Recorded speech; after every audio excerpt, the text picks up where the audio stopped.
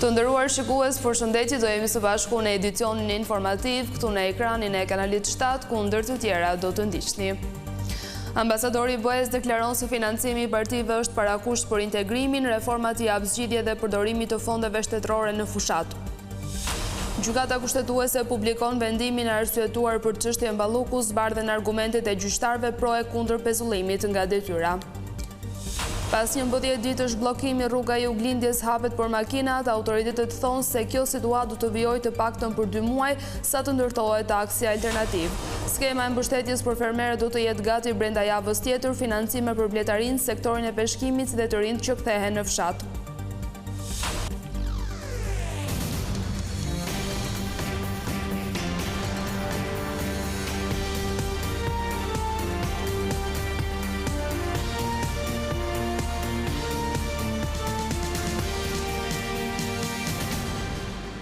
Jemi gjërësisht me lajmet për ditën e sotme. Ambasadori i Bashkimit Evropian në Tiranë tha këtë të martë se financimi i partive është një parakusht për integrimin e Shqipërisë. Në një kryes të zgjeruar të Komisionit të Reformës Zgjedhore, ai kërkoi që ndryshimet të japin zgjidhje edhe përdorimit të burimeve shtetërore në fushat nga partitë politike. Ambasadorët do të shërbejnë edhe njëherë si arbitra dhe garant të reformës zgjedhore. Në një tryez për financimin e partive politike të organizuar nga Komisioni për Reformën Zgjedhore, ambasadori i Bashkimit Evropian dhe ambasadori i OSBE-s vendosën piketat se ku duhet të fokusohet puna për reformën elektorale. Reforma zgjedhore duhet të garantojë pluralizmin politik dhe të sigurojë një fushë loje reale dhe të barabartë për të gjithë aktorët politik. Kufiri midis shtetit dhe partisë duhet të përcaktohet shumë më qartë. Duke qenë se zgjedhjet vendore janë planifikuar për pranverën e vitit 2027, koha është vendimtare. Reforma efektive ka nevojë jo vetëm për përmbajtje cilësore, por edhe të miratohet në kohën e duhur për të siguruar zbatimin kuptim plot të saj. Reforma zgjedhore është një prej detyrimeve që Shqipëria ka në procesin e negociatave për antarësim në Bashkimin Evropian dhe ligji për financimin e partive politike është një prej çështjeve të para që duhet të marrë zgjidhje. Këtë vit ka një fokus të fortë për të siguruar që Shqipëria të zbatojë në mënyrë efektive strategjinë e saj kundër korrupsionit dhe fusha si prokurimi publik duhet të kenë të gjitha garancitë e nevojshme për të siguruar që donatorët e partive të mos shpërblehen me kontrata qeveritare përmes proceseve të prokurimit jo transparente apo dhe më keq të manipuluara. 2 bashkëkryetarët e Komisionit të Reformës Zgjedhore, Damian Gjiknuri dhe Ort Bylykbashi, sqaruan risitë që ky ligj do të sjellë. Që duhet të jemi një balans shumë qartë që realizohet në fundit, transparencë për burimet, mirë organizim, kontroll, auditim të pavarur, transparencë në përfundimin e auditimit dhe mbi të gjitha të parandalojmë ato fenomene që mund të quhen ndikime të paligjshme në jetën politike dhe demokratike të një vendi. Siç mund të jenë financime nga burime që të papranueshme, qoftë nga bota kriminale, qoftë nga interesa biznesit të lidhura me pushtetin, po qoftë edhe nga fuqitë huaja që shpeshherë kemi parë në vende të tjera. Soi ndajmë të gjithë një mendim, transparenca është një element të rëndësishëm që partitë politike të funksionojnë në mënyrë demokratike dhe duke shmangur korrupsion. Duke shmangur jo vetëm korrupsionin, po dhe influencat kriminale apo influencat e faktorëve të tretë të huaj të cilët kanë synim të ndërhyjnë në sistemin demokratik shqiptar. Ligji për financimin e partive politike është një prej çështjeve ku ndasitë mes mazhorancës dhe opozitës nuk janë të forta dhe miratimi me konsensus është i mundshëm.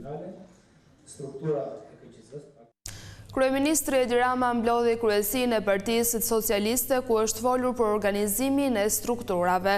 Rama kërkoi nga anëtarët që të shtojnë kontaktet me njerëzit në terren për të qenë sa më pranë problemeve të tyre.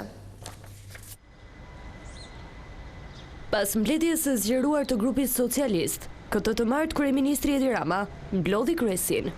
Në Selin Roz, në mbledhjen që zgjati vetëm 30 minuta, kreu i qeverisë dha disa porosi për anëtarët e kryesisë. Burime bëjnë me dije se në fokus ishte organizimi i strukturave, si dhe takime më të shumta në terren me njerëzit. Pritet që këtë vit të ketë zgjedhje brenda strukturave të Partisë Socialiste. Pasi më herët, Rama ka lajmëruar nisjen e një dialogu me anëtarët dhe simpatizantët e PS-s. Ndërkohë, në mbledhje nuk është diskutuar një datë për asamblenë e Partisë Socialiste, pasi është hende herët. Gjithashtu, anëtarët e kryesisë ngritën shqetësim për rritjen e çmimeve, që mund të vinë si pasojë e luftës në lindjen e mesme. Ndryshe nga mbledhja e grupit të PS, në takimin e kryesisë ishte dhe Belinda Balluku, e cila u shkarkua nga posti i zëvendës kryeministres dhe ministres së infrastrukturës dhe energjisë. Gjithashtu e pranishme ishte dhe Elisa Spiropali, e cila gjithashtu u largua nga posti i ministres së jashtme. Pas mbledhjes së shkurtër, kryeministri Edi Rama u largua nga ambientet e selisë së Partisë Socialiste, i shoqëruar nga kryebashkiaku i Shkodrës Benet Peci. Vendimi i plot për çështjen Balluku është bërë publik nga gjykata kushtetuese.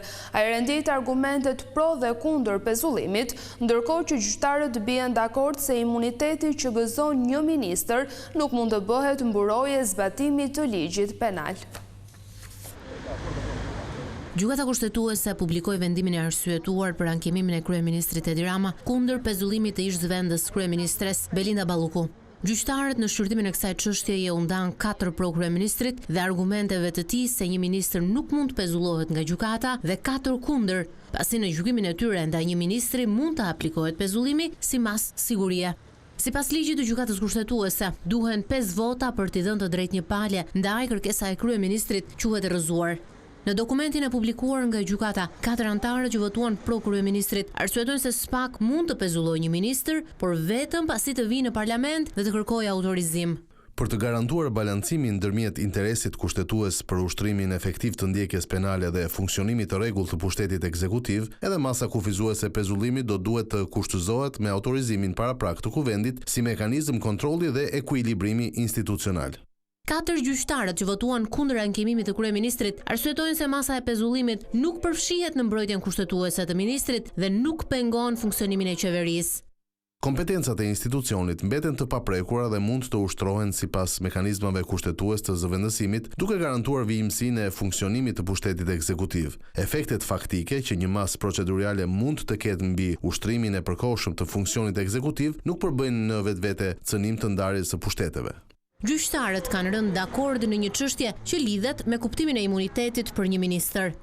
Edhe pse ndaj ministrave parashikohet një regjim i veçantë imuniteti, ky regjim nuk përbën privilegj personal, por një garanci funksionale që synon të sigurojë ushtrimin e lirë dhe të pavarur të detyrës publike. Ai nuk përbën edhe nuk mund të interpretohet si një mburojë ndaj zbatimit të ligjit penal, pasi ministri, si çdo individ, mbetet subjekt i përgjegjësisë penale dhe është i detyruar të nënshtrohet rregullave dhe sanksioneve penale përpara organeve kompetente në rast të kryerjes së një vepre penale.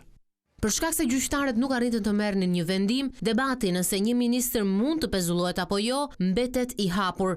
PS ka vendosur që këtë çështje ta adresojë duke ndërhyrë në kodin e procedurës penale e duke mbrojtur me ligj ministrat dhe disa funksione kushtetuese nga pezullimi.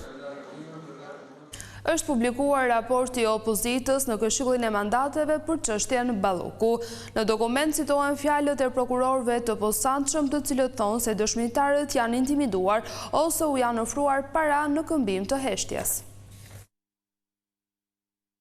Antarët e Partisë Demokratike në Këshillin e Mandateve bën publik raportin e opozitës për kërkesën e SPAK-ut në lidhje me imunitetin e ish numri 2 të qeverisë Belinda Balluku. Në dokumentin prej 48 faqesh, Partia Demokratike ka renditur argumentat pse sipas saj parlamenti duhet i jap prokurorisë së posaçme autorizim për arrestimin e deputetes socialiste.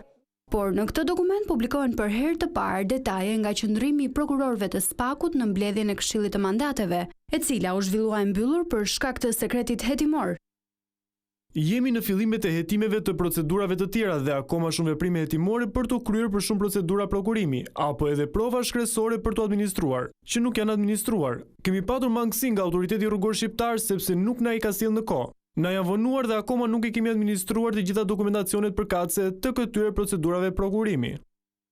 Cili është mekanizmi? Mekanizmi është duke takuar vartësit, personat që mund t'i ketë emëruar. Personat që sipas hetimeve dyshojmë se mund t'i ketë kontrolluar dhe dyshojmë që kjo veprimtari mund të ndodhe edhe në të ardhmen, siç edhe kemi një bisedë konkrete që krijon dyshime serioze që ka ndodhur. Duke qenë se është kjo mundësi, se mund të mos jesh edhe në funksion, por ke diku një person tjetër që ka pushtet mbi dëshmitarin, që është drejtori i dëshmitarit për shembull.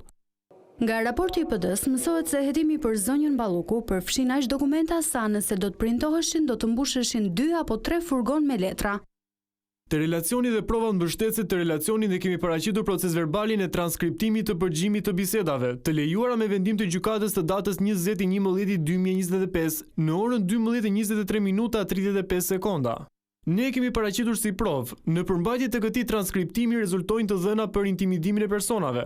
Ka përmbajtje që zonja është e friksuar, përmend edhe emrat se nga kush është i friksuar.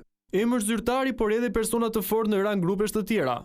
Ajo përmend tundimin nëpërmjet korrupsionit që të ndryshoj thënjet apo edhe të zëvendësoj mbrojtësin e saj me një mbrojtës të pëlqyer nga personat që i vetë ofrohen.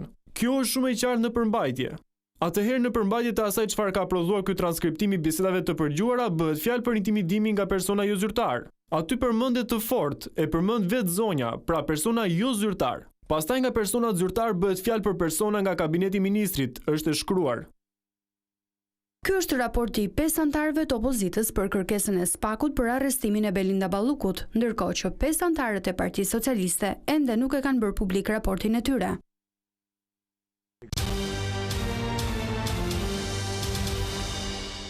Katër protestues të opozitës të arrestuar për incidente të dhunshme dhe hedhjen e bombave Molotov në ish vilën e diktatorit Enver Hoxha janë liruar nga gjykata. Ata janë lënë në masën e sigurisë detyrim paraqitje. Protestuesit u vunë në pranga pas tubimit të opozitës që u zhvillua pas ditën e 28 shkurtit. Fillimisht ata protestuan para kryeministrisë e më pas marshuan në disa rrugë të Tiranës. Për plasin më të ashpër me policinë ata e patën në zonën e ish blokut, ku hodhën me 10 molotov në drejtim të vilës së Enver Hoxhës. Brenda godinës ndodheshin disa artistë francez të cilëve ju rrezikua jeta.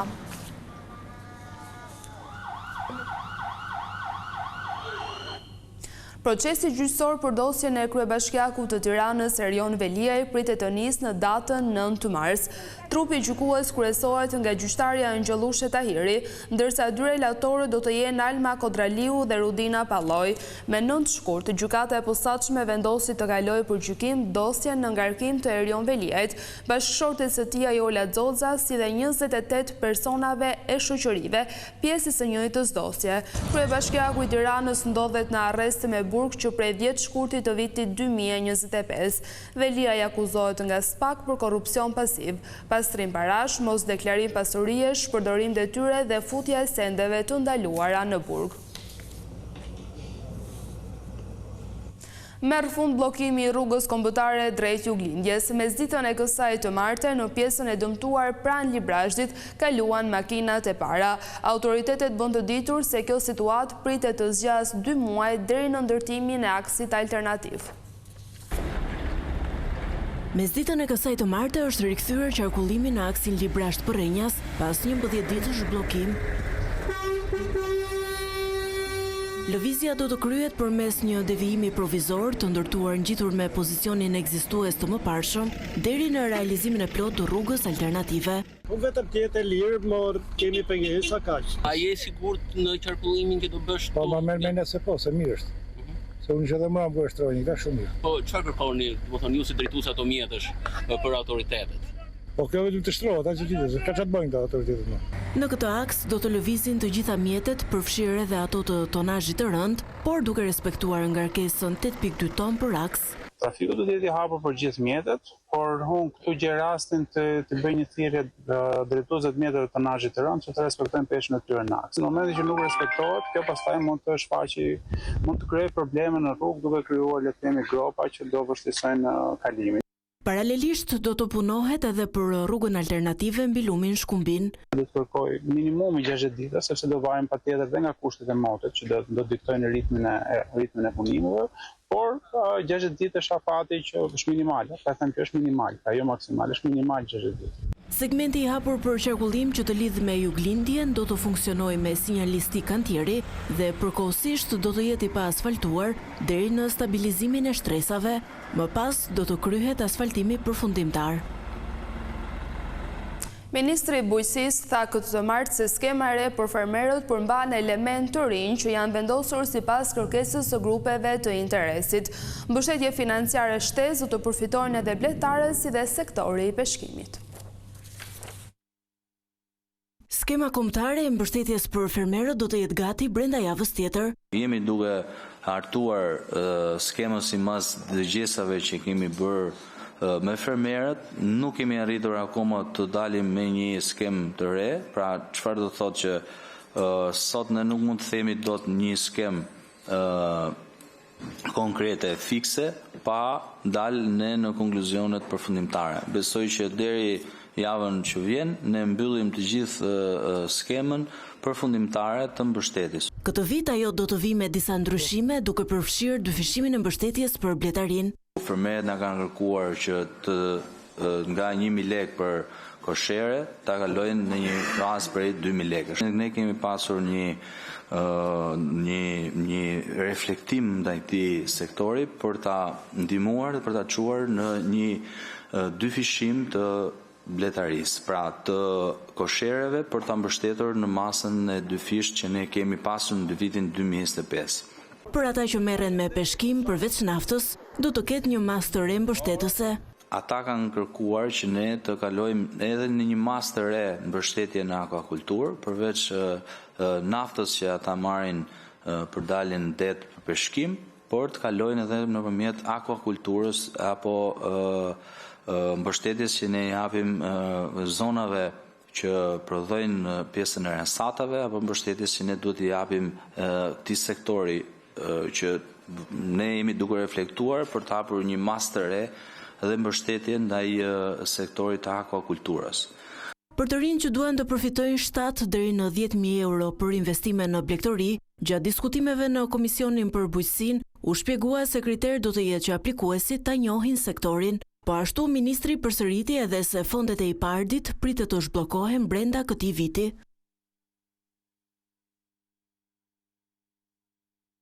Të nderuar shikues, ishte gjithçka e përgatitur edhe për këtë edicion informativ. Bashkë ndajemi këtu, natën e mirë.